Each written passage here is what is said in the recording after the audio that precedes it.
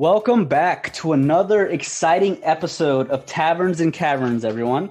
This is your Dungeon Master, HaphazardDM, and today we actually are going to be playing a side story. This will be Side Story Episode 9, called Sorceress of Aloria. And today we have 4 wonderful guests with us. We have one returning guest, Mr. Jacob Life. As you all know, he was a DM in another side story that we released. And what we're going to do is go ahead and introduce all of our guests today. Oh, I'm sorry. We have a second returning guest. Rod is back as well from one of our other side stories. But we're going to go ahead and we'll start with Jake. Jake, and then Rod, Kai, and then Patrick. Kind of introduce yourselves so our audience knows who you are and give a brief explanation of your character, what they look like, what class, what race, things like that before we can get this side story started. Sounds good. Well, hi everyone. My name is Jake. My last name is Life. I'm like the only one. I am returning as the character known as Ekhardt Sorensen. Ekhardt is a long retired soldier of the Azurian Guard who spent quite a few years inside of the decaying waste, helping to protect the greater portion of Tirastir from its threats. A very significant injury that he took forced him into an early retirement as a soldier and then to move into being a medical professional. Specifically, he became a doctor. Since then, his journeys in his later years have led him to Esqa. And with him being in Esqa for so long, he is an older gentleman. He is 56 years old. He is human.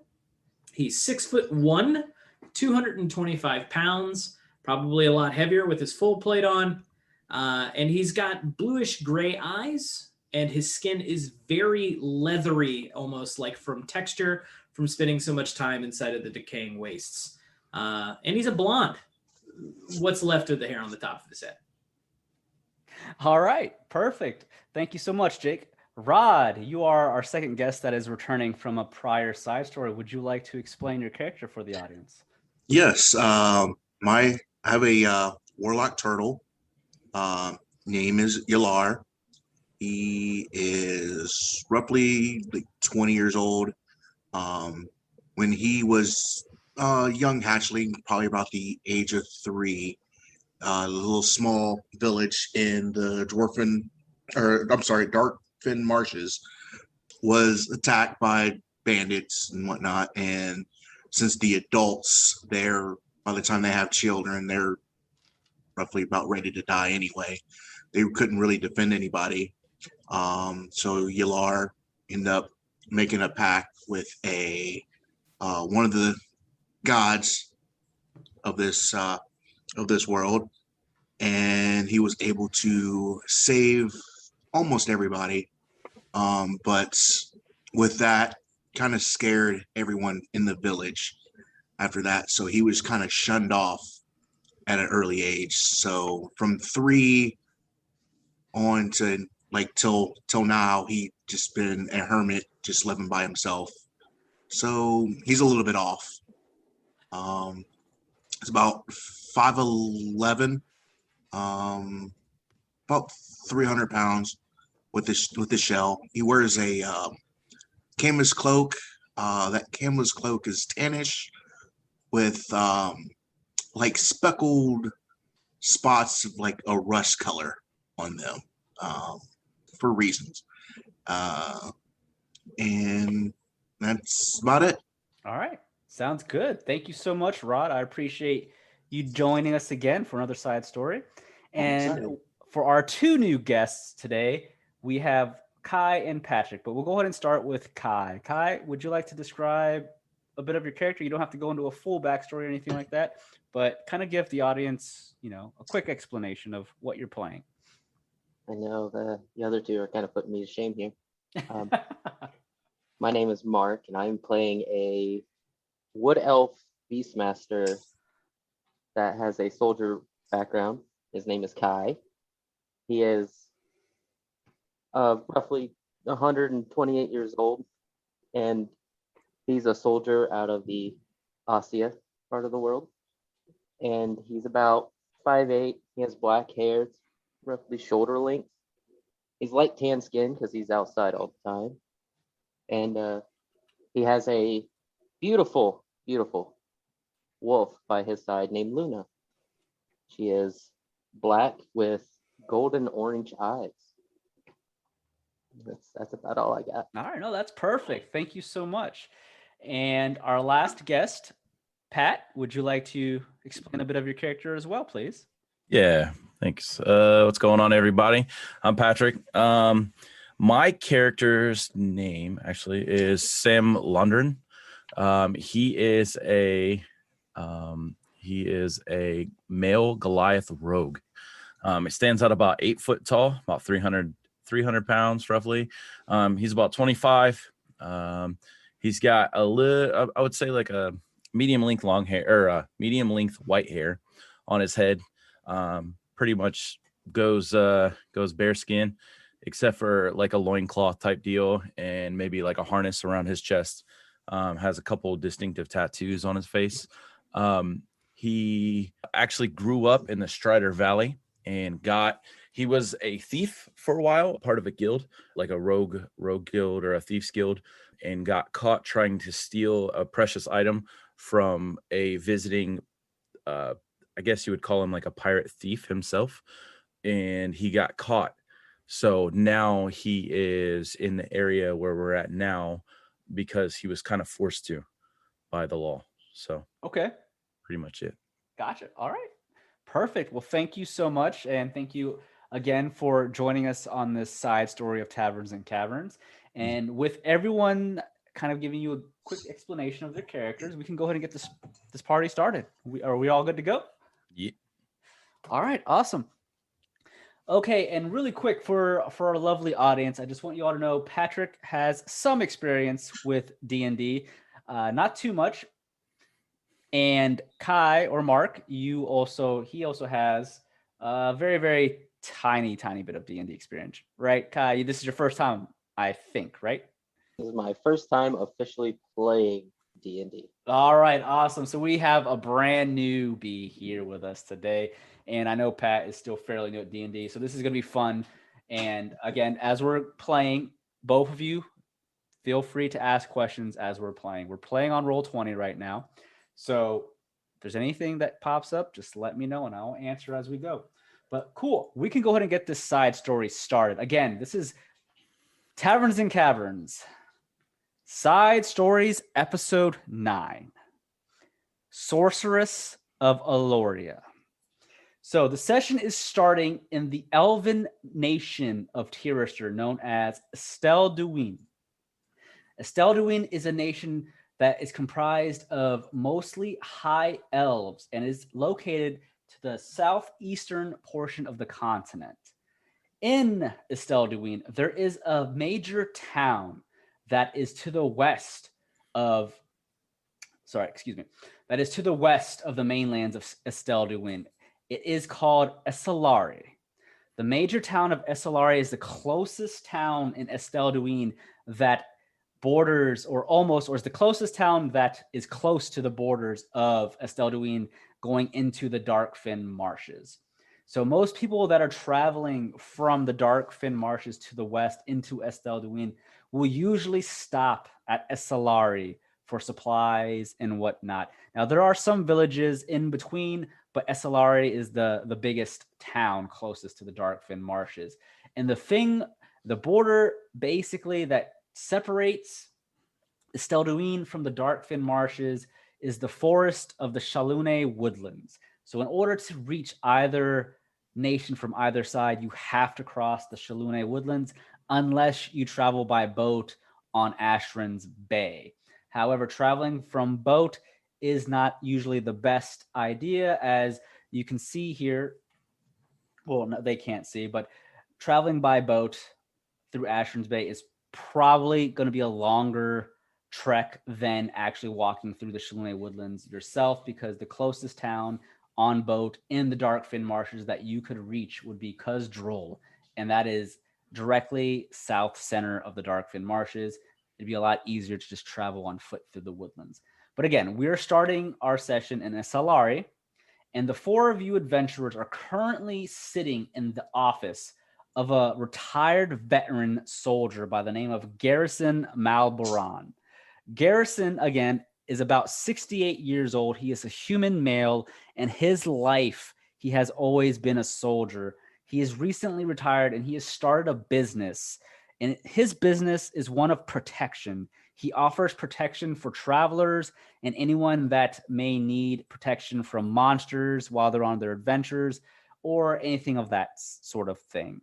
The four of you find yourselves in Garrison's office. He is sitting there at his desk behind this large oak desk, and he has this cup in his hand as he takes a sip from it. The four of you are sitting on two couches that are in the center of his office. All around you are stone walls and a stone floor, but on the walls, you notice there are several heads of animals that he has hunted and has slain during his youth as a soldier. But as Garrison sits there behind his oak desk, he takes a sip from the cup and he slowly waves his hand to the four of you. And in the middle of the four of you, there is a table, a small coffee table with several pieces of food that you may help yourselves to, as well as drinks. And he waves his hand slowly to the four of you. Help yourselves to whatever you find there on the table. Welcome to my Office of Protection. Thank you for joining me here today. I have seeked out some of you, and the others, you have seeked out my services. Today, I am here to offer you a job that you will be protecting an individual. Now, this job won't be easy. You'll be traveling westward through the dark fen marshes, through the nation of Zogun, into the decaying wastes. Now, before we begin any more of this discussion, please introduce yourselves to one another. I am not sure if any of you even know each other. And he looks at the four of you. Jake, I know you mentioned that your character was part of the Azurian Brotherhood. And would you say that your character knows Garrison, or would your character only know of him? Oh, he would know Garrison for sure. Okay, so they would have this connection then of some kind. So Garrison, knowing Ekhardt, that's how it's pronounced, Ekhardt? Yeah, that's correct. My name is Ekhardt. All right. Garrison looks over at the old soldier, Ekhardt, and he waves his hand. It is good to see you, Ekhardt. I do know you. Please, why don't you start with your introductions? Happy to do so. We've got an interesting and lively bunch here with us today.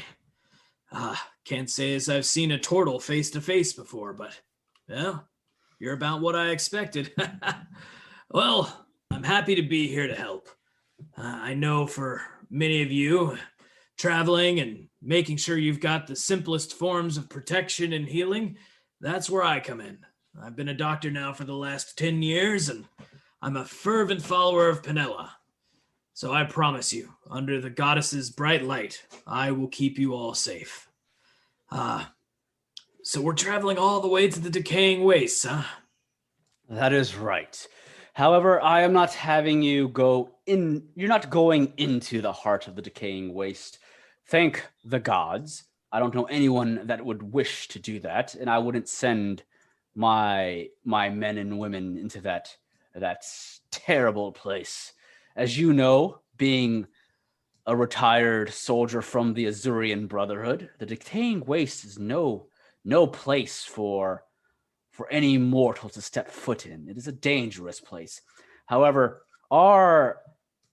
let's just say our client wishes to be taken to the Azurian stronghold in the northern portions of the decaying waste. Now that's much more of a safer place to go, and I am willing to bet that the four of you can take her there.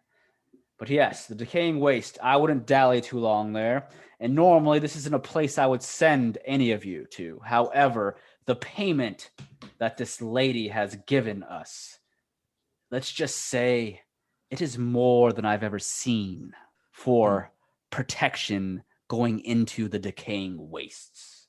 Well, with that being the case, a heavier coin purse is a nice thing to have when you get around my age. And I haven't seen the brothers back in the Asia Stronghold in, well, at least 20 years.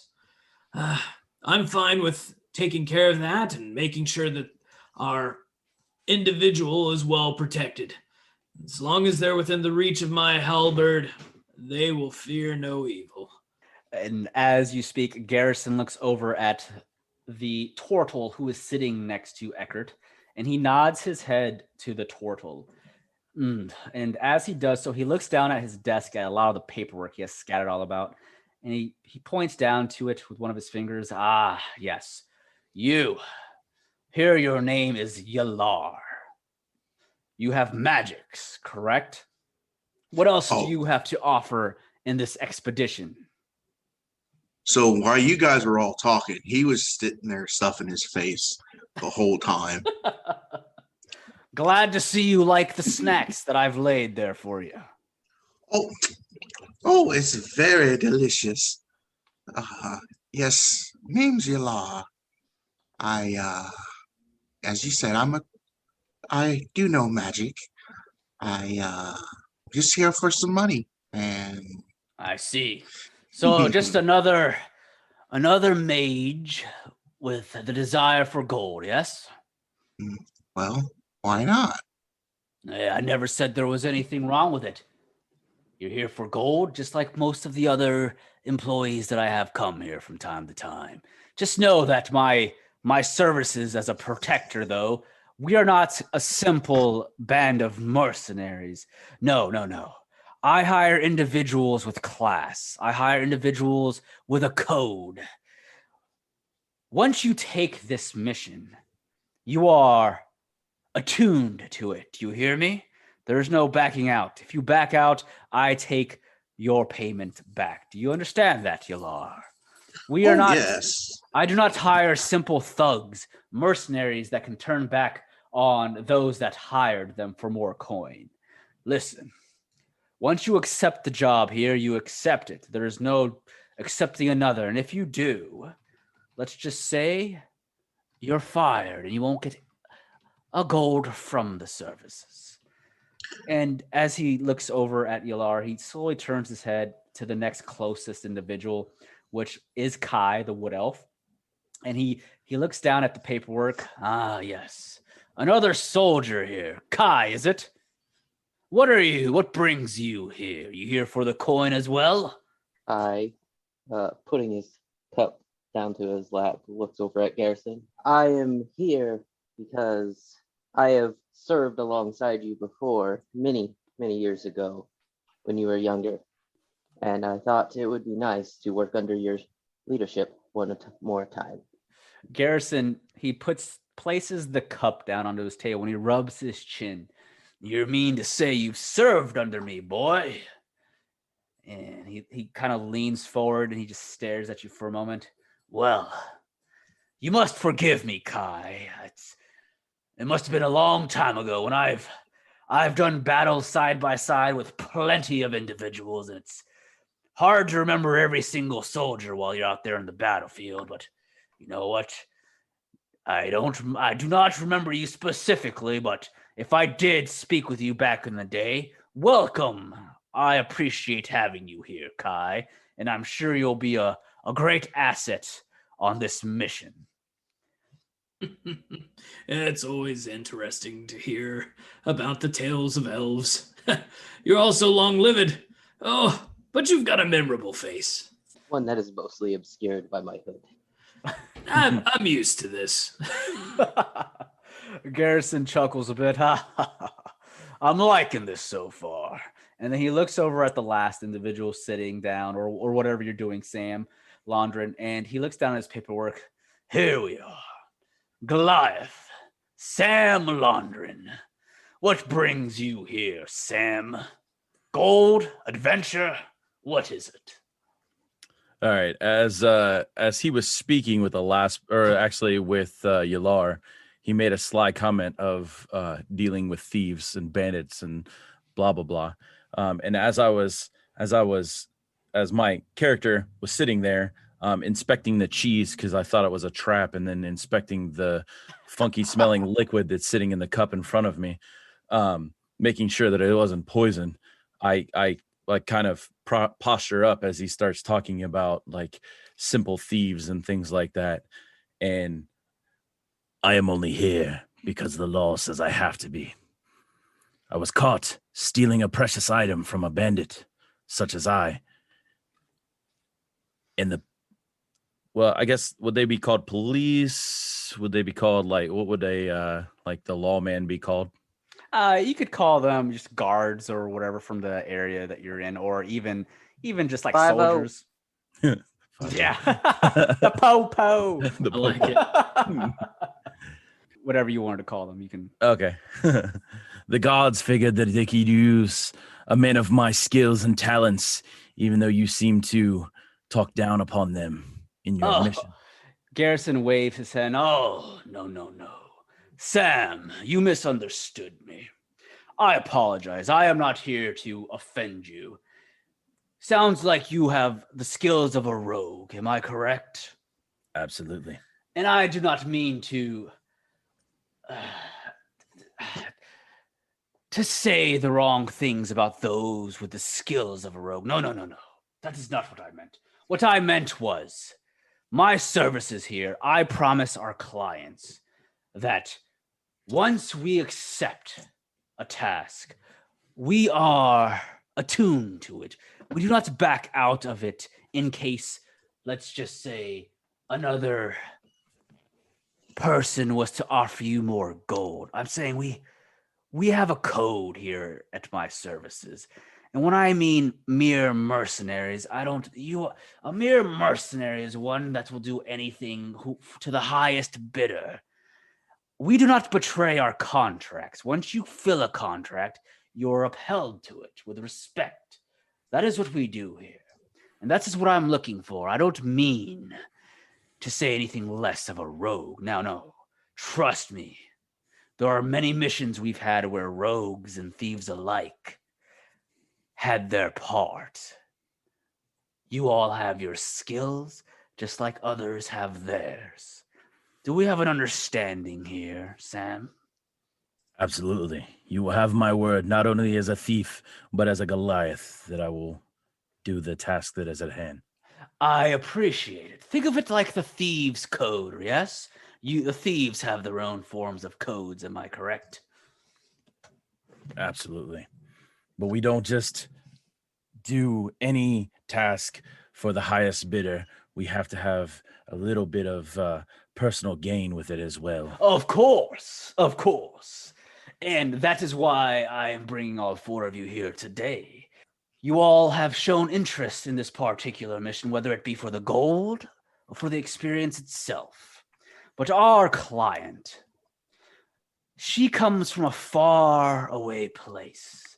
I don't think any of us here have ever been there.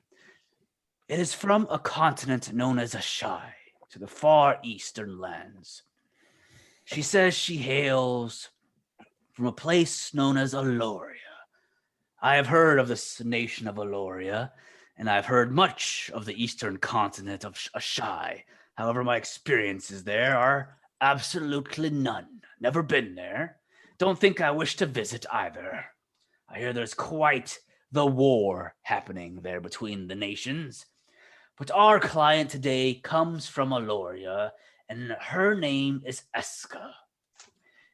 Esqa has come to us with a gracious amount of gold, I should say.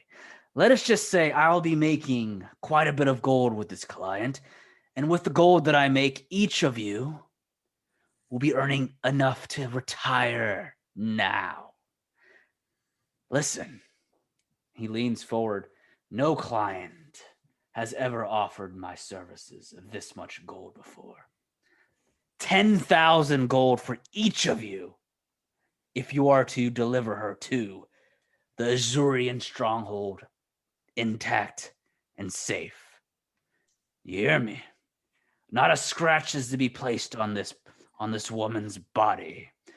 She is to be shielded from anything.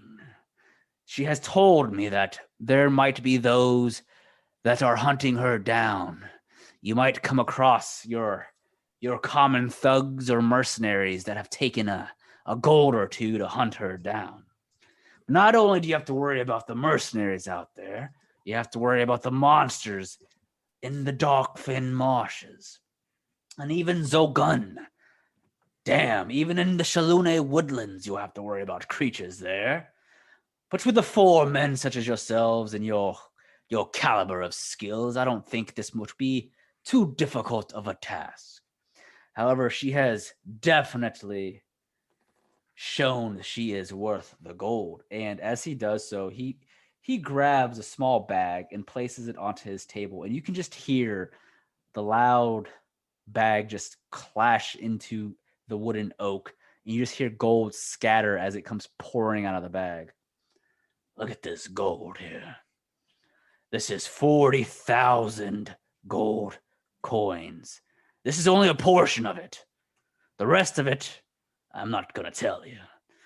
But you'll collect your rewards once she has been delivered to the Azurian stronghold. Now, I don't have any employees at the stronghold, as you would know.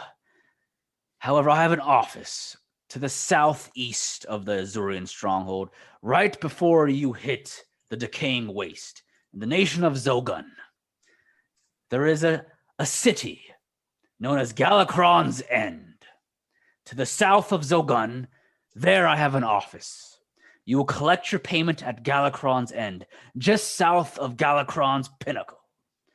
That is where your payment will be located. So once you have delivered her safely to the Azurian stronghold, you may leave her there and go collect your payment. Do we have understanding of what is to happen? Any questions? I have none. No, sir. Seems well put together. Good. I'm okay. Now, she has not explained of anything other than taking her and escorting her to the Azurian stronghold. So that is what your job is. No more, no less. Get her there, get out, and get to Galakron's End for your payment. Once you have reached Galakron's End, speak with my employees at my office. Trust me, you can't miss it. It's in the heart of town. I'll let them know that you're on your way there. Now, you're going to have to travel on foot. As you all know, traveling by sky right now is not the most reliable with the things that are going on in Darkfin marshes. We're not going to be able to use any of the airships. The girl doesn't want to use airships anyways. I don't know why, but it's probably best you go on foot anyways. So, you are to start this mission first thing in the morning. You are to meet this Esqa on the outskirts of town to the west. She'll meet all 4 of you there at 7 a.m. in the morning. Don't be late. All right, that's all I have. Are there any other questions? Negative. Very good. Now, this should be an easy task for the sum of gold that you're collecting. Like I said, 10,000 gold, I've never freaking heard of a thing. A client offering that much per adventurer, per guard. Usually it's 10,000 gold for a split between 10 people. So get this job done. You all have enough gold for the rest of your lives if you don't spend it poorly, if you know what I mean. And as he begins to push the gold back into this bag, he leans back in his chair. Very well. Well, that's all I have of you. You may leave. Prepare yourselves for tomorrow. You have the rest of the day. Again, I don't want to hear another word from any of you until the task is complete. Now, whatever might be hunting this girl down, I don't know. But she comes from a faraway place, and I don't know what kind of people come from there. Or creatures. If she is transporting something important, I don't know. It could be that, Or maybe she just knows someone at the stronghold. I don't know, and I don't give a damn. All I care about is getting her there safely and then getting paid. But with that, you all four may leave. And Garrison, he just waves his hand as one of the guards outside the office opens the door to allow you all to walk out. This is the time when you all would leave and you would begin to prepare yourselves for the upcoming task at hand, for the adventure. Now, I know we're starting at level 4 and all of you have your equipment and skills and everything prepared. Now, I didn't give you guys like really a starting amount of gold, which is fine. We'll just go ahead and say that we're just going to say that for this mission, you all start with 100 gold. We'll just say that. For any supplies such as potions or anything like that, you are going to have your traveling supplies already on you. You all are well-traveled individuals since you're level 4 already. So all of you have traveled before. So as far as like the micromanaging of your supplies for role-playing, your gear, we'll just say you have it for all purposes. Keep it easy. But with the 4 of you now standing there, the door opens and he just waits for the 4 of you to leave. And as he does so, do either one of you have anything else to say before leaving? Nope. Not me. Ekhardt will say, he won't say it to the rest of the group. He's actually just going to walk up to Garrison. So with us leaving out in the morning, and I appreciate you equipping us with some nice traveling supplies, I'd like to make sure that I'm fully equipped. Garrison, is it possible that I could do a small advance on the money to be able to go and maybe purchase up a few potions, just so I can have that extra little bit and save these weary bones from overcasting? Garrison looks up at you and he just nods for a moment. Fair point. And because I know you, Ekhardt, I know you're a man of your word and a man of your skill. I trust you more than any of the others because I know you. Tell you what, yes, you may have an advanced payment. How many potions you looking to get? I think to play it safe, make sure that all of us have a decent retinue. Why don't we do something along the lines of maybe 2 of those moderate potions a piece? I think that's a fair amount, and you don't have to take it from these fine gents that we're following today. You can take it all from my own. Very well. You may have that advanced payment. Appreciate you. Before leaving my office, speak with the receptionist up front and tell her I told you that payment advancement for potions, 2 moderate potions for each of you, and she'll get you those supplies. Good deal. So for everybody who this might be important for, so moderate healing potions will heal you for 4d4 plus 8. So 4d4 plus 8. So it takes an action to be able to, a bonus action to be able to take a healing potion, but just having that extra little bit, if I'm not able to quite get to you in time to be able to heal you, that might be very helpful. Nice. Yeah, I'd say go ahead and keep track of that. Everyone, I'd say you can add that to your character sheet. Add 2 moderate potions with that. And they don't grow on trees, though, gentlemen. So don't be blowing through them like it's fresh alcohol. So as you step out of the office, Ekhardt, you and the 3 others, you reach the receptionist and you relay the message, and she nods to you. And as she steps up and she points over to one of the guards, and one of the guards in the office walks over to a door and opens it. Looks like it's a supply room, and the man comes out with 2 potions for each of you. So as he hands them out, he nods to Eckhart's comment about them not growing on trees, and the guard just nods to the 4 of you. Damn right, they don't grow on trees. These aren't your simple healing potions. These are much better than the simple ones. I would use these only when necessary. And don't forget, you'll be traveling to the west. There'll be plenty of places to stop to shop for more potions if need be. Good luck out there. With that, I think Eckhardt's probably going to head back to his home. I imagine he probably has a small housing there in Aloria, and will probably actually tuck in proper for the evening. All right. So what's everyone else doing? You have the rest of the night to do what your character needs to do before you meet with everyone tomorrow morning. Is anyone else going to do anything specific beforehand, or are you all kind of just going to rest for the night and we can go and time skip to the morning? Did the garrison, did he like chip in for us to get a free room, or are we just kind of like sleeping on the street? Are we So you have do we have to go in and chip together to get a room? So you have sorry. You have 100 gold right now. Mhm. So go ahead and write 100 gold in your character sheet to do whatever you want with. So you have 100 gold to spend to find a room yourself, or if you want to talk to any of the other adventurers to see if they want to split costs, split rooms, or anything like that, by all means, that's up to you. But 100 gold is more than enough for you to get food, lodging. It's a lot of money, basically. So it's a decent amount, I should say. Decent amount. So what Sam's going to do is he's going to go out and find a meal Okay. fit for a Goliath. And then he's going to find a little bit of ale, not too much though. He doesn't want to get too drunk, you know.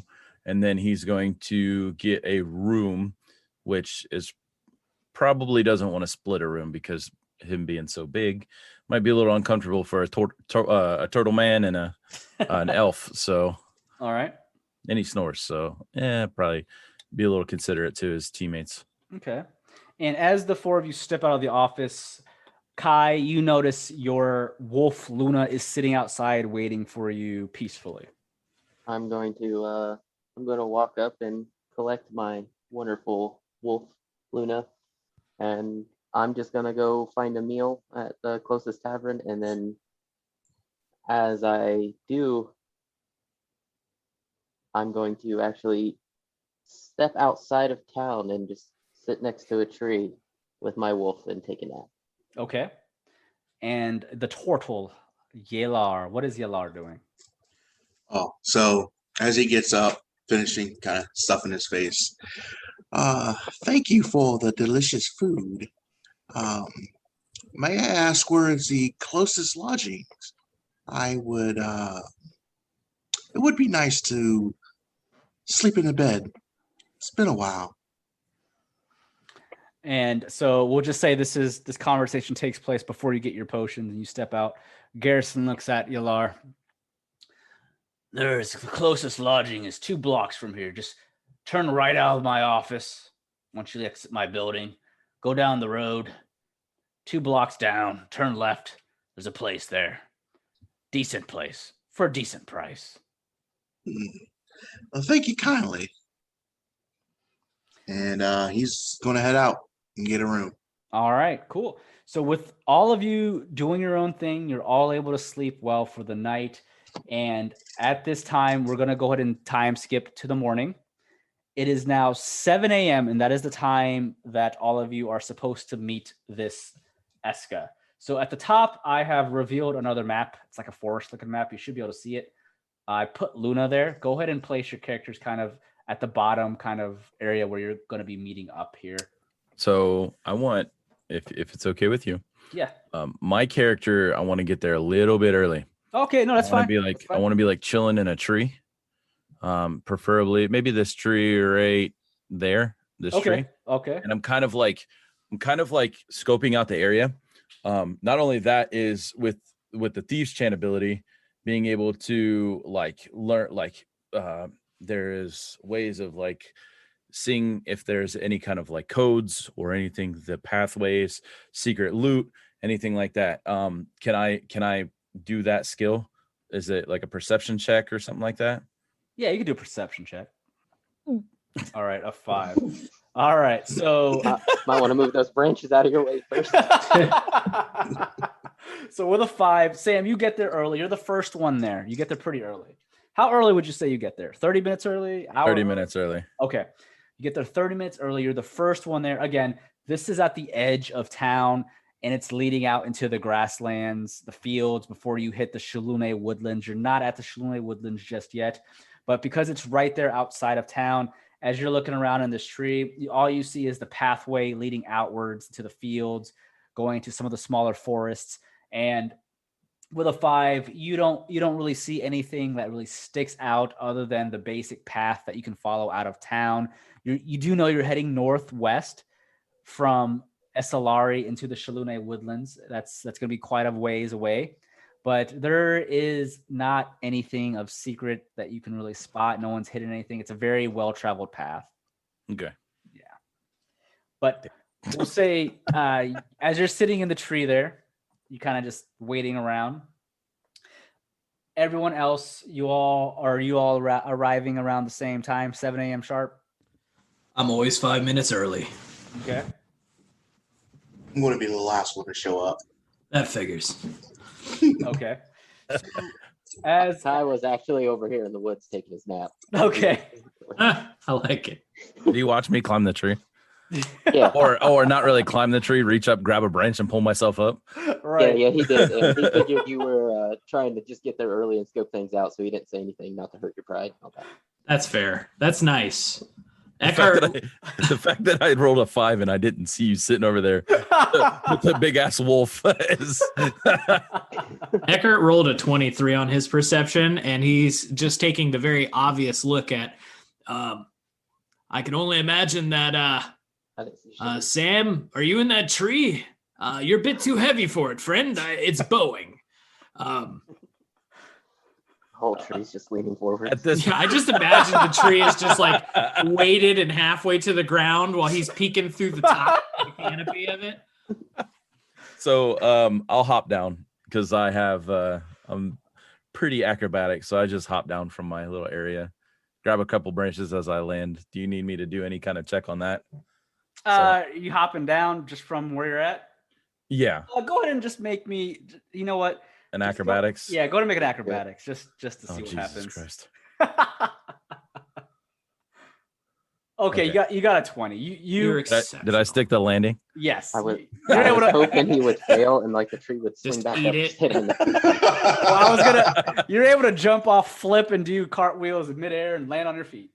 If you had rolled a 1, I would have said the branch you were standing on would have snapped and you fell on your face.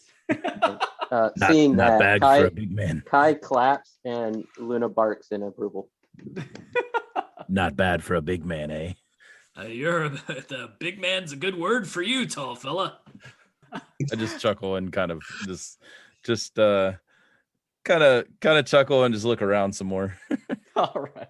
So as the three of you are, or the two of you are watching Sam jump down from the tree, Yelar, you're the last to arrive out of the 4 of you. Do you say anything, or you just kind of just pop your head in? So as I'm walking up, I'm having a conversation, looking at my staff. So my staff has it's like an old branch, kind of wrapped around like a large jewel that has a kind of a face on it, almost like how people used to see like the Elvis in the toast, like when they cook their toast and people say they seen Elvis or whatnot. So he's having a conversation with him as he walks up. No, you did not need to sleep in the bed. You were fine right there. Bog, why must we argue? And as I walk up and see everyone there, hello. Morning. That's a fancy gem you was talking to back there. Is that your friend? It is not a gem. It is my friend. His name is Bog. It's my best friend. We were friends since children. You know, I've never been one to really question the motives of turtles. You all are a very unique grouping of people, and if you like to talk to rocks, well, He is not a rock. You need to take that back. It's my friend Bog. I'm sorry. People do not respect you, Bog. I don't know why. And I mutter under my breath, probably because he's a rock. You would know. I've heard tales of Goliaths throwing rocks 400 paces. with dead point accuracy too. Just remember that. Well, that'll be helpful, hopefully. Has anyone seen the woman we're supposed to be helping on this trip?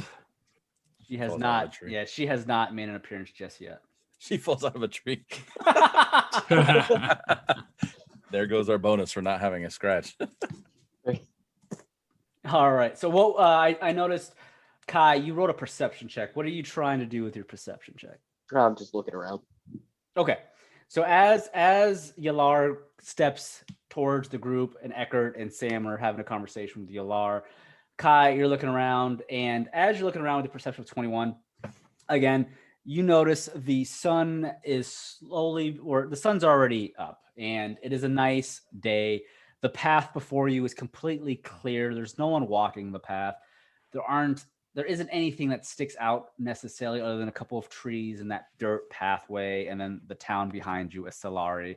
And you do feel, all of you feel the wind begins to blow. You can feel it kind of just brushing up against your faces. It is a beautiful day out. However, Kai, with a perception of 21, Ekhardt, you had just asked if anyone has seen the woman you're supposed to escort to the decaying waste. She is nowhere to be seen. However, Kai, as you're looking around with a perception of 21, you do notice that a gust of wind slowly begins to pick up ahead of all of you on the dirt path. And as you see that gust of wind pick up a bit, you can see like the leaves on the ground begin to rustle a little bit more fast, quicker than normally with normal wind. And you can see it begins to create this like small, tiny tornado-like effect with the leaves on the dirt path. And as you see that, a mist slowly begins to appear around the floating leaves. And as this mist appears, so does the woman known as Esqa. And she appears before the four of you. Let me grab her avatar over here. Put it over here. And as she appears within thin air, you all notice she is a human woman, and she looks to be middle 20s. You're not sure. It's kind of hard to tell, but she has long white hair, and her clothing is that of the eastern continent of Ashae. It is clothing that is not common here on the continent of Tirastir.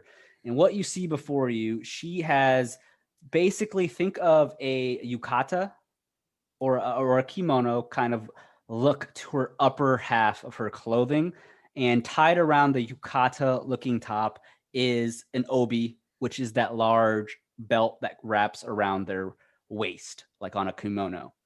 And around the waist of this yukata, she has this blue yukata on with this red like obi wrapped around it. And it is a shorter yukata. Think of like, you know how kimonos go all the way down to the ankles. She has a much shorter yukata that comes up to probably above her knees, but underneath it, she's wearing pants, black pants. And over her yukata, she has this bluish cloak, kind of like this long jacket. And around her neck, it's black fur on this jacket. And she has these long, red, sharp-like fingernails, and her eyes are piercing blue. And as she appears, you already have the sense, oh yeah, she has magic. She just appeared out of thin air. You all can feel the sense of magic coming from her. Especially Ekhardt, you being a cleric, you can tell that in Yelar, both of you can tell that magic is coming from her.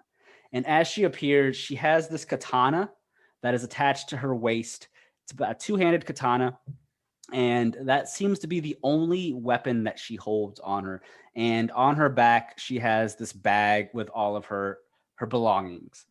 And as she appears, she looks up at the four of you. You are the adventurers that Garrison has promised. Are you here to escort me to the decaying wastes?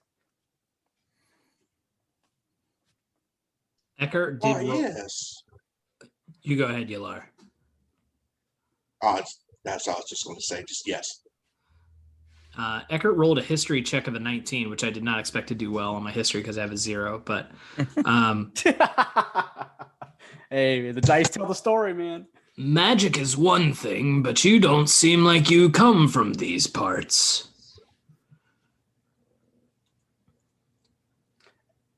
Esqa looks over at Ekhardt. No, of course not. I come from the eastern lands of Ashae. You've heard of that place, yes? I am gonna roll. He spent most of his time on the far western side of Tirastir, so Okay.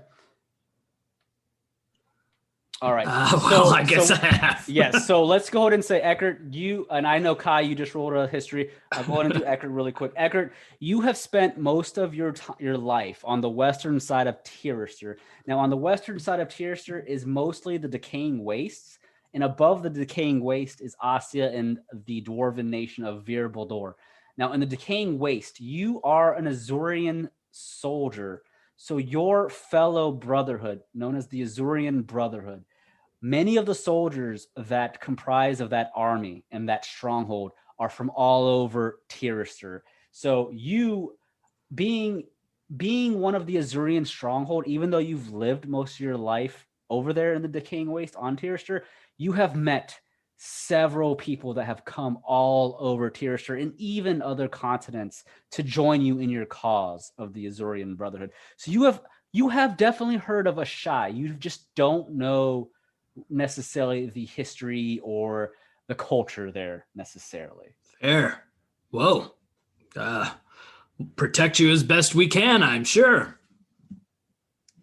And she looks over at the three of you. Kai, you had rolled a history check. What were you trying to see if you knew what Yeah, Ashae see if was? I heard about Ashae. Yeah. Okay, so with a 16, we'll just say that's a little bit higher than a base 10.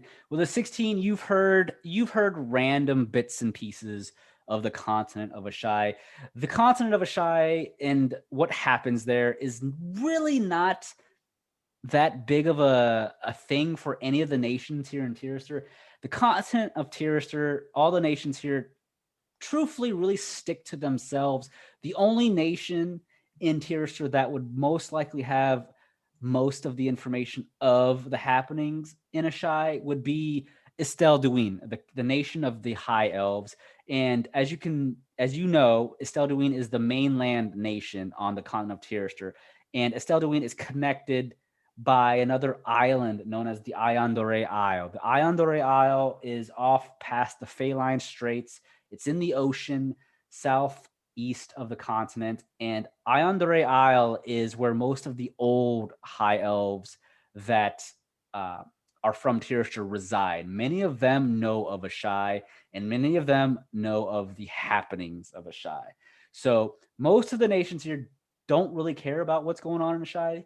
There's not much trade or anything like that. Tirastir itself is fairly fine on its own as a continent, and most of Tirastir does not have to reach out for much trade or anything like that. Now, several people have traveled to Ashae and vice versa, but it's just not a common thing. So you have heard of it. You have no idea anything about it, though. Ekhardt would know just a little bit more of Ashae than you, Kai. But as Ekhardt speaks, the woman, she just nods her head to the four of you. Very well. If you are the ones Garrison have promised to travel with me to the decaying waste, then let us go. You may call me Esqa. I come from Ashae, a small nation known as Aloria. It is a pleasure to meet all four of you. I am a woman of magic, and I will warn you now. I have provided your boss, Mr. Garrison Malibran, enough gold to pay all of you for the rest of your lives. Gold here, I hear, is the main form of currency, if I understand correctly. Back home, gold isn't necessarily our form of currency, but there is a lot of it. So, with the gold I have offered, it seems that all four of you should be well paid. How far is the decaying waste from here? Uh, So that would be a thing that Ekhardt would probably be able to. Ekhardt. He's probably made this trip in the past, but knowing Ekhardt just in general for the Darkfin Marshes, he's probably tried to avoid that. But just looking at that general walking path, he'll just kind of lay out, oh, well, Esqa, it's going to be quite a trip. We're looking at several weeks of continual travel and not staying anywhere for terribly long. I'm admittedly not super knowledgeable when it comes to the Darkfin Marshes, although we do have a denizen with us, and I'll toss that to our turtle friend, Yelar. We're going through some marshes then. And she looks over at Yelar. Mr. Yelar, you know much of these Darkfin marshes? yes, that's where I was born. When would you know of the quickest and safest path through there? What would I roll?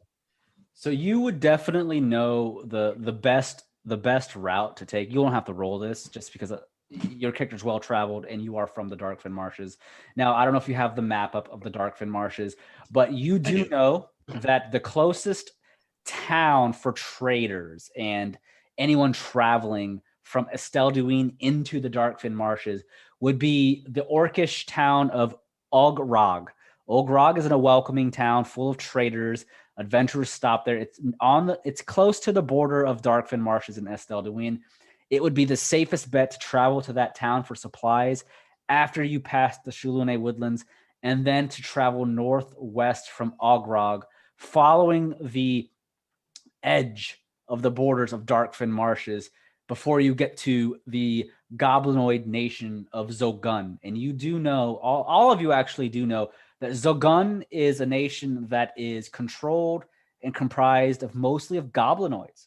So Zogun is actually led by a democracy, and their ruler is a hobgoblin. And most of the goblinoids in Zogun are actually good people. It is something that the eastern people of Ashae are not familiar with. Most of the hobgoblins that they know of are actually evil, where the hobgoblins and goblinoids from Zogun here in Tirastir are actually mostly all good. So you know, once you get through the Darkfin Marshes, traveling through Zogun should be a piece of cake. It's when you get to the Decaying Waste that it can get fairly troublesome. But you would want to travel along the borders, kind of tiptoeing from the Darkfin Marshes into the Krumo Plains to get to Zogun. Okay. I suggest that we head to Ogrog and head northwest along the border. My dear Yelar, Esqa looks at the turtle. How dangerous would you say the Darkfin Marshes are? For me or for you? I find it quite lovely. For us as a group.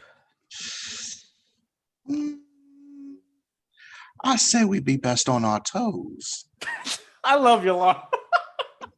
He sounds like a Winnie the Pooh mixed with like a Southern Belle. Yeah, I agree with that statement. That is a very accurate... That's what I was trying to get. That took me a while to get that voice. I love it. Rod, I love it. Keep it. All right, my character is pretty fucking dumbfounded right now because now he is an intelligent individual, but his wisdom is not so hot. So seeing a woman appear out of midair, like just poof. I mean, of course, the man doesn't use any magic or anything like that. He's still kind of dumbfounded. Okay. So he kind of makes a sly remark too after she says, well, how hard is it going to be? And he's like, well, this should be the easiest bag of coin we've ever made.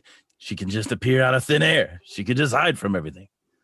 You say that out loud? Yeah, I say it out loud, but I don't say it loud enough for like everybody to hear, but it would definitely be loud enough for her to hear. Okay.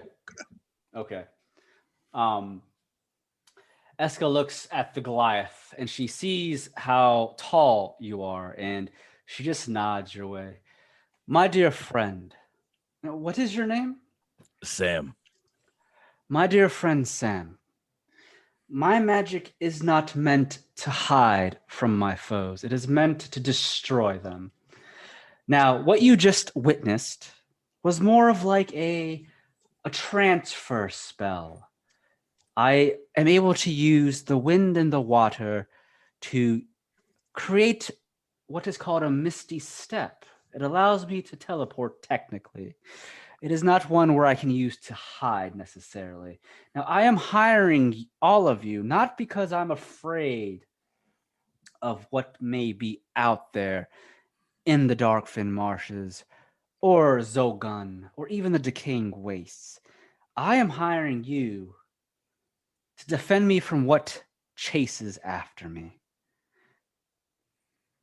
Fiends from Ashae, they come for me. And they are not ones that you folks here in Tirastir have probably ever seen.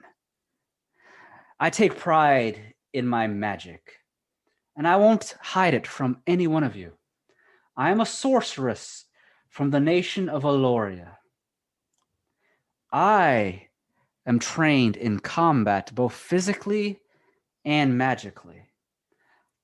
And she looks at the four of you, kind of turning her head from Kai all the way back to Sam. I am not a simple woman that requires protection because I cannot fight. No, no, no. I am a soldier, and I am one that is not afraid to kill. I've slit the throats of my enemies while they lay there sleeping.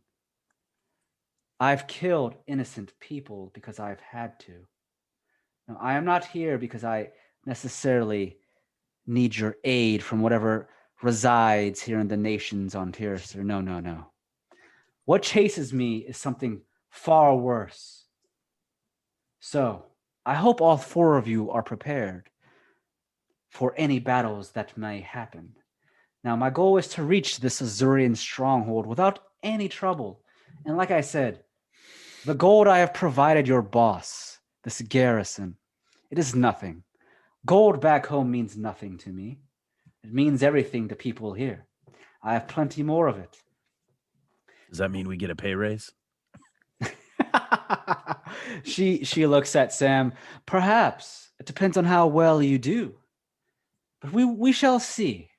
Fair enough. And she looks at the four of you again, back at the other three.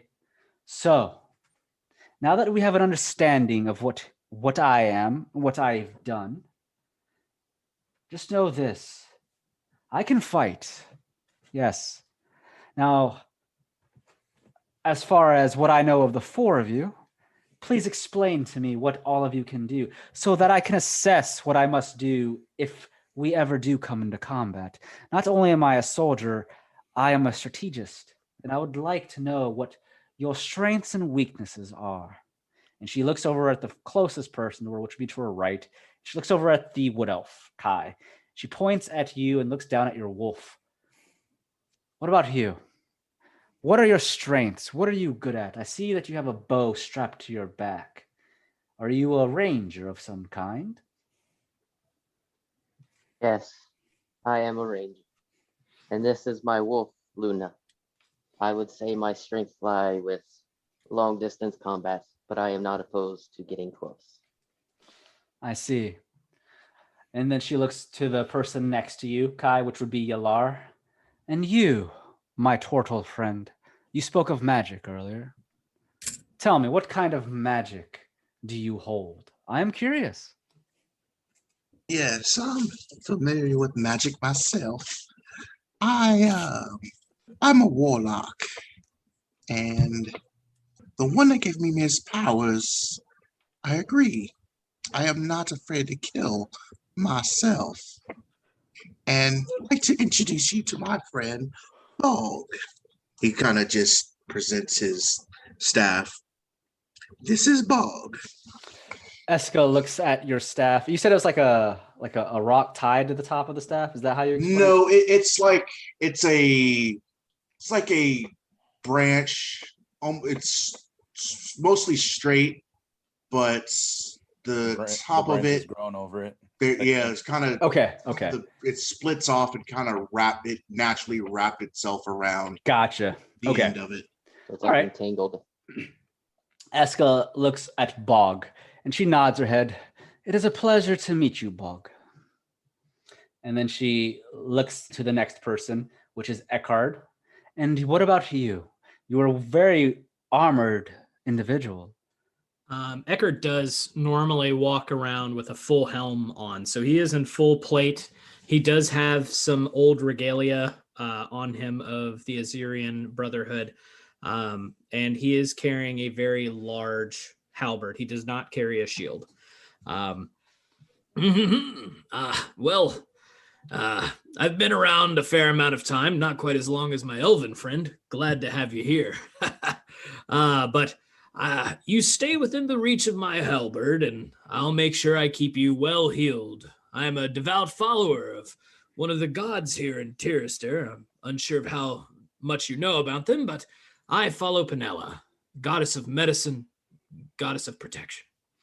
Esqa nods to you. Ah, yes, I have studied much of the gods here of Tirastir. They are very different than the ones back home in Ashae. I hear they are known as, there are two different sects, right? The Octatic Divines and the Heptatic Evils. Am I correct? You would be right, Esqa. I follow of the Octatic Divine. Yes, I have heard much of the deities here of Tirastir. Our gods back home are known as something different. The Omni Kami.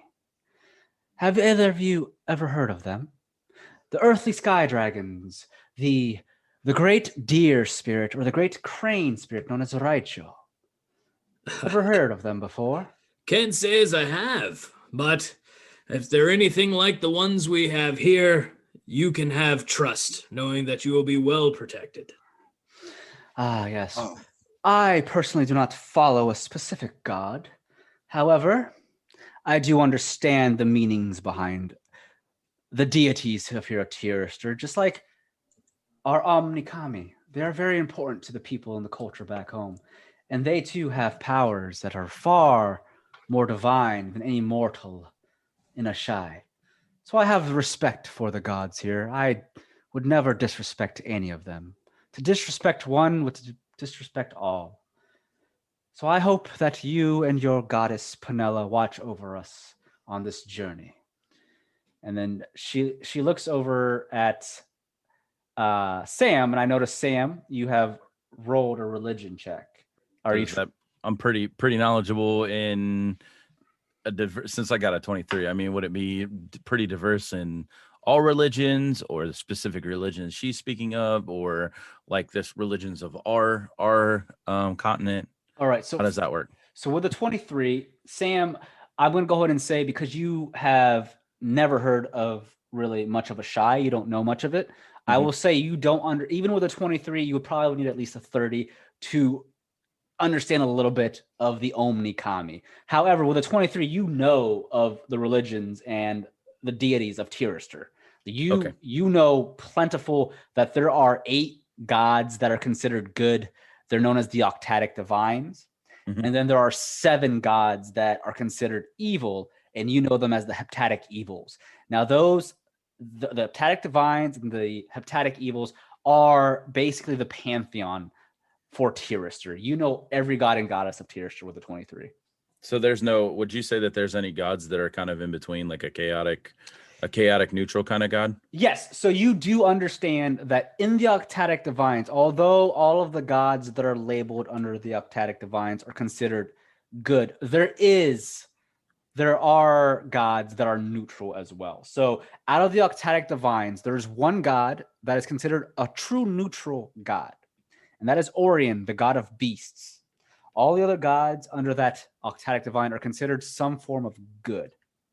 Okay. In the Heptatic Evils, all of the gods under that umbrella are considered evil. However, there are other gods that you do know of. So another god that you definitely know of that is considered a true neutral god as well. She is Undine, the goddess of the seas and passage. She is considered the goddess that leads people from one continent to the other through the passage of the seas. She is a true neutral goddess. Many people on Tirastir don't necessarily, I would say, worship her because she is not a specific deity that's tied to Tirastir. She is more of a goddess of the seas. So all the continents know of Undine. Okay. So when she looks over at me, I'm kind of chuckling because of the fact that Yelar was speaking to the rock again and kind of shoved the, hey, look at my friend kind of thing into Esqa. And then the speak of religion. And I say, I know much of your foolish gods. We do not praise a god in my guild. We only praise money. Esqa looks at Sam and she just has this slight smile on her face. Oh, yes. I know plenty of individuals just like you back in Ashae. Now, I am not here to judge anyone for following a god or for not following a god. I respect all of the Omni Kami. And, however, I do not necessarily worship any of them. The closest god that I would ever listen to or even take advice from would be the great Raicho, the great crane spirit. But even I am not a devout follower of Raicho.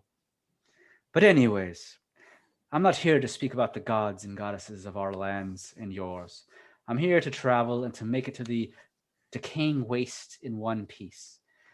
Are we all ready to go? I am as ready as I'll ever be. I'm prepped. All right. So with everyone here and ready to travel, I'm going to go ahead and say, so Esqa, she turns around and she begins to walk as she follows the path. I'm going to assume that we follow this path to the northwest, correct? I heard or I hear that there is a woodlands known as the Shalune woodlands that we must walk through in order to get to these marshes. Would this be the best path to take? Yes, that would be the right route to go if you're trying to walk the routes of where these particular nations connect. Very good. And as we're traveling, I have plenty of questions for you and this land of Tirastir, if you do not mind me asking as we travel. Done. I'm fine with it. I don't know about my companions, but I've lived here long enough to have an opinion.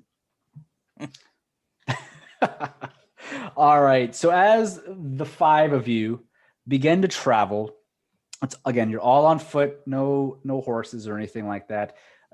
You all have your two potions, your two moderate potions. But as you begin to travel outside SLR, you begin to hit the main fields between the village or the town of SLR, leading to the Shalune woodlands. Now, all of you, I'm going to go ahead and say this, all of you are aware that on your way into the Shalune woodlands, there is a elven fortress known as the Maysuin Citadel. And this is a citadel that is comprised of nothing but Estelduin soldiers. And all of you know that all around the Shalune woodlands, the nation of Estelduin is protected by several citadels with their soldiers. And these soldiers normally do not mess with any travelers coming to and from. But you do know that the citadel is close to the path you'll be taking. It is not a place you really have to go to, but it is a place that might show up on your radar if for whatever reason you do need to stop by somewhere for any possible supplies or anything. However, it is more of a military location and not one to where most travelers would just go to. But as you're traveling, I'm going to go ahead and say you all can talk amongst each other, try to learn more about each other. But as you are traveling, you do know that Yelar mentioned the first town you want to hit when you enter the Darkfin Marshes is the orcish town of Ogrog. That would be the first major town that you will be able to get supplies in. However, you all also know that the Shalune Woodlands, once you enter, is a dangerous place, especially during the night. But I want to go ahead and give you a quick little brief history of this, especially for, I know, Jake, your character is of the Azurian Brotherhood, and this would be something for Kai as well. Kai, you were a soldier, so you would understand some of the history with the Azurian Brotherhood, and I kind of want to go over this just for a brief moment for our viewers, as well as for world building. And the Azurian Brotherhood, they are not known to be a nation of any kind. The Azurian Brotherhood has one place that they flock to in Tirastir. Tirastir, the Azurian Brotherhood have a fortress, a city known as the Azur Stronghold. It is located in the decaying waste to the north of it. It is very close to the southern borders of the forest nation of Ashae, where Kai is from. Now, the Azurian Brotherhood, they are comprised of, as I said, many people all over Tirastir, and even people that have seeked a new home from other lands that have come to Tirastir. The Brotherhood is mostly formed of men and women that have pledged their lives to defend Reverie, the world, from the demons and the devils that come from the decaying waste. All of Tirastir knows the history behind the decaying waste. I'm going to go ahead and say, since all four of you are well-traveled individuals, you definitely know what the decaying waste is. The decaying waste used to be a nation many, many years ago, before any of you were even born. The decaying waste was once a thriving country known as Rokunra. Again, Rokunra on the map, the decaying waste, is directly next to Zogun. And I mentioned Zogun is a country that is mostly comprised of goblinoids. So think of goblins, hobgoblins, and bugbears and the such. In the world of D&D, mostly the hobgoblins, goblins, bugbears are usually depicted as evil people for the most part. At least the stereotype is that they're bad. No. In this world of Tirastir, Zogun, they are led by good goblinoids. And before the decaying waste became the decaying waste, the nation of Rokunra was led by goblinoid people that basically dealt with dark magics on the side, and they played with fire that they could not hold. Things went awry, and no one truthfully knows what happened. But many years ago, Rokunra fell when its lands became corrupted by the Underdark, the devils and demons themselves that follow the heptatic evils have basically corrupted the lands. And what is going on in the decaying waste is a dead land that is attempting to stretch and continue throughout all of Tirastir. Now, the Azurian Stronghold is a group of individuals that have made it their life's pledge to defend Tirastir and all of the other continents in Reverie from this decaying corruption from reaching all the other nations. Now, many nations of Tirastir have also set up fortresses in the decaying wastes. And on the map, if you're looking at it, because I did send it, but you don't have to be looking at it, there are other fortresses. One is called the Defender's Keep. The dwarven nation of Virabaldor has sent several soldiers, and they hold Defender's Keep there. The elven nation of Estel Duin has sent many of their soldiers there into a fortress known as the Ashalon Citadel. Between the Ashalon Citadel, Defender's Keep, and the Azurian Stronghold led by the Brotherhood, the three of those fortresses and the soldiers that live there are what hold these demons and devils at bay. They stop the corruption from spreading into the rest of Tirastir. Now, all the other nations also send people there when they can. However, Virabaldor and Estel Duin, as well as Zogun, are the three heavy hitter nations that do their best to hold back any of the corruption that spreads. Now, the Azurian Brotherhood, they are not tied to any nation. They are a free band of people, and the stronghold is their city. They are a people of strong will, and they've seen the harshest and darkest times while living in the decaying wastes. Now, all of you know of this. So I kind of want to throw that out there. So when Esqa says, I want to go to the decaying waste, this is no joke. This is not something any normal adventurer would attempt to do, because the decaying waste is a deadly place filled with the strongest and most powerful of demons and devils that attempt to corrupt those that they come across, if not just slaughter. So keep that in mind for your characters as you're traveling to the decaying waste. And the Rukunra, the people that survived that fallout before that terrible incident happened, the survivors had traveled to the east to the nation now known as Zogun. So the people of Zogun are basically the descendants of the people that were originally from Rukunra. So they have made it their life's duty to support the Azurian stronghold to help keep that from basically continuing onwards. So a little bit of a background. I want you guys to keep that in mind for your characters when you come across hobgoblins and goblinoids. Yes, there are evil hobgoblins. There are bad goblins and bugbears. But the ones in Zogun specifically are mostly good people. So keep that in mind when you do come across any of them. Just want to throw some more of Tirastir's history at the audience as well as you. And I hope you all appreciate it. I know it's a lot. But this was a way, the side stories is a wonderful way for me to explore and explain more of the world's history. I love it.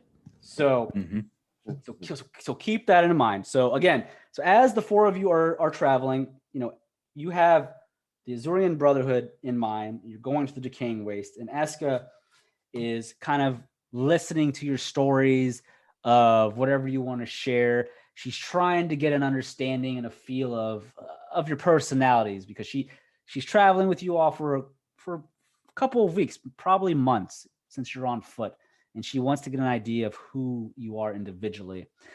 For who knows, maybe she's trying to be friendly, or maybe she's bored. You just don't know. But as you're traveling, this is a great moment for any role-playing purposes. Before I do a fast travel here, is there anyone that wants to share anything or role play anything before we continue? I do. Okay. All right. Go ahead. So I look over at Yelar, and I kind of look at him, and I look at his the staff, and I say, "So how did you and Blog meet?" Kind of with a chuckle in my voice, though. Like, I'm not like poking at him or making fun of him. It's like a serious question, but knowing that it's a rock, it's a Goliath thing. I'm going to go ahead and say it's a Goliath thing. If you must know, Bog here is my childhood friend, as I said.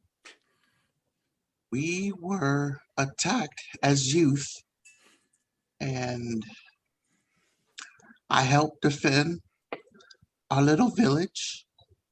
And after that, I was kicked out. And Bog here stayed with me. I mean, he was hurt a little bit, but I mean, you see, he's here. He's just fine. Your town people sound like ungrateful assholes. They just fear what they don't understand. And what I don't understand is, how does one young turtle save an entire town that's scared and defenseless? I came upon an opportunity. Someone offered me power to defend my village, and I took it. And he showed me what true justice really is. Justice, you say? Yes, justice.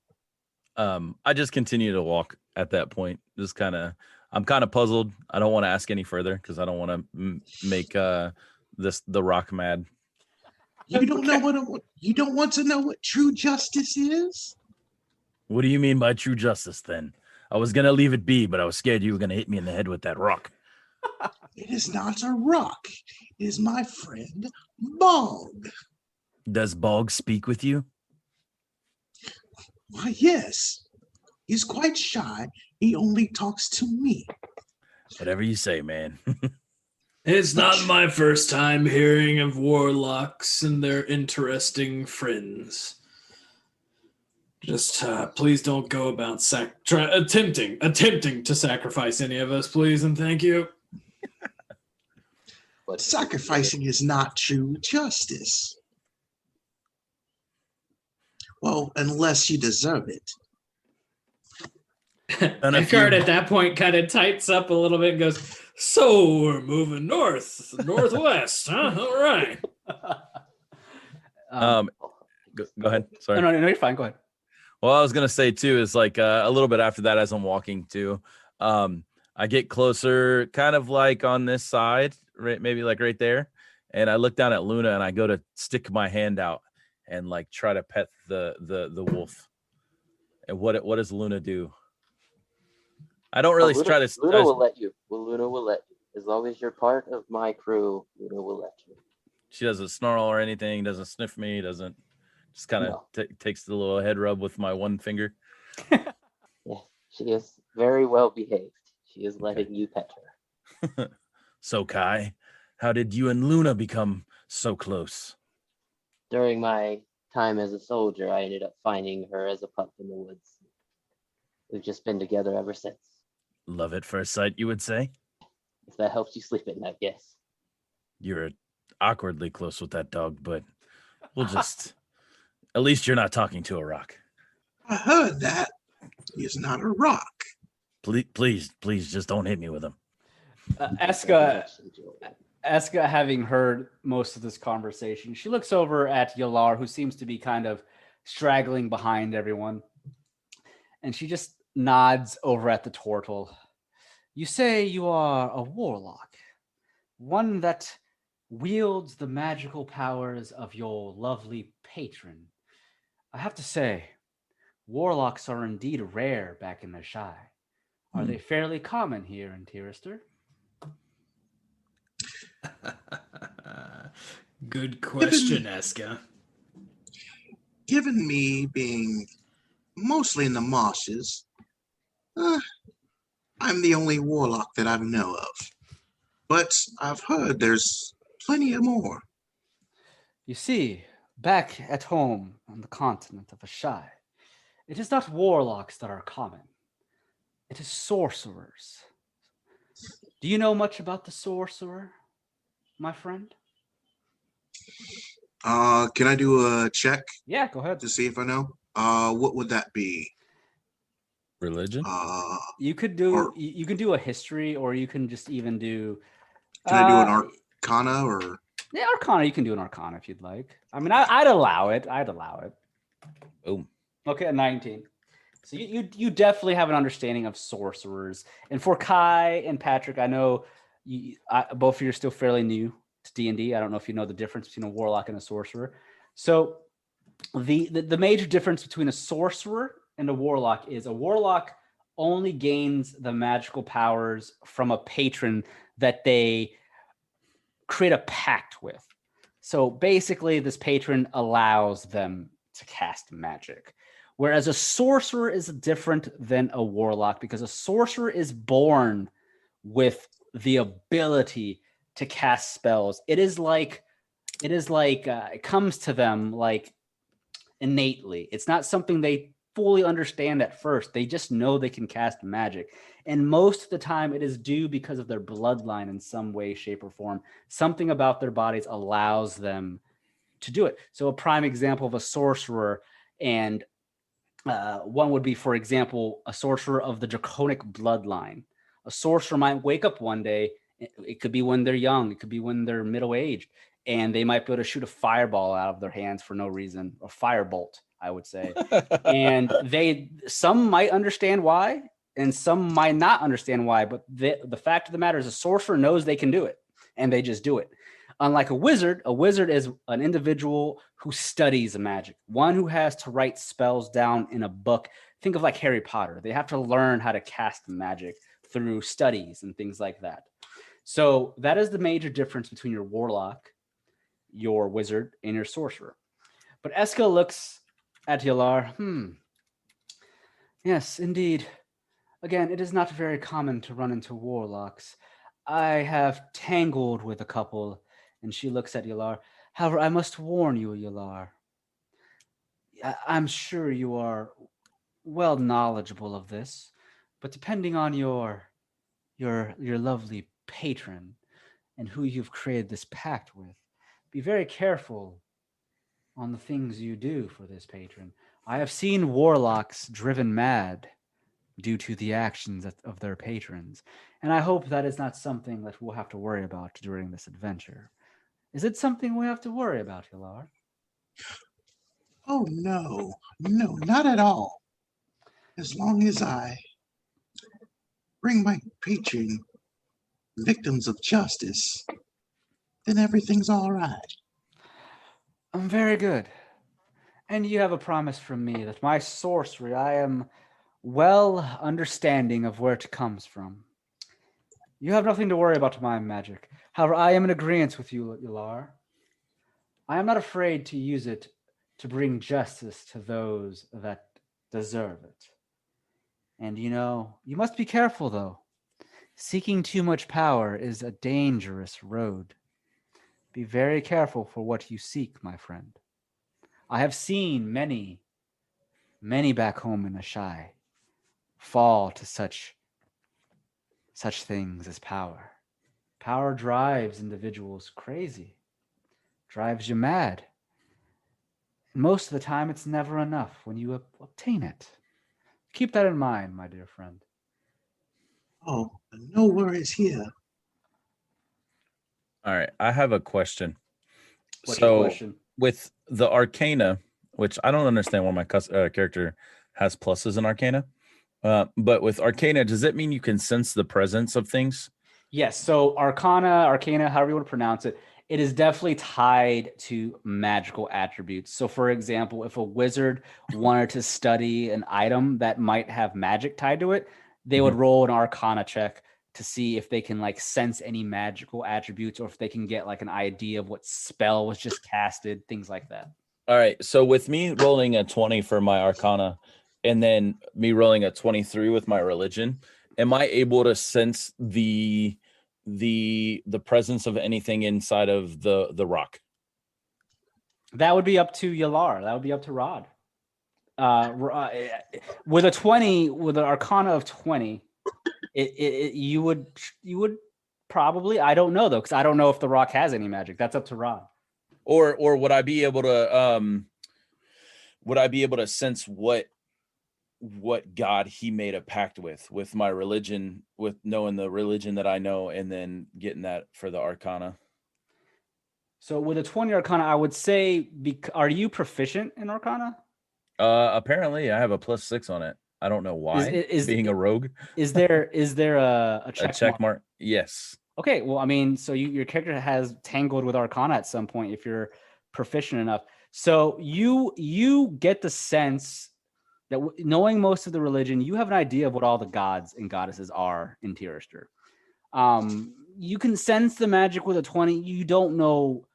You're not going to be able to know what kind of magic in terms of the god per se, but we can say you do sense a faint amount of magic coming from it.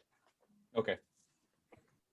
And really quick, I know Jake, you rolled an insight. I'll get to you here in a second. Take your time. But Yelar, what were you about to say?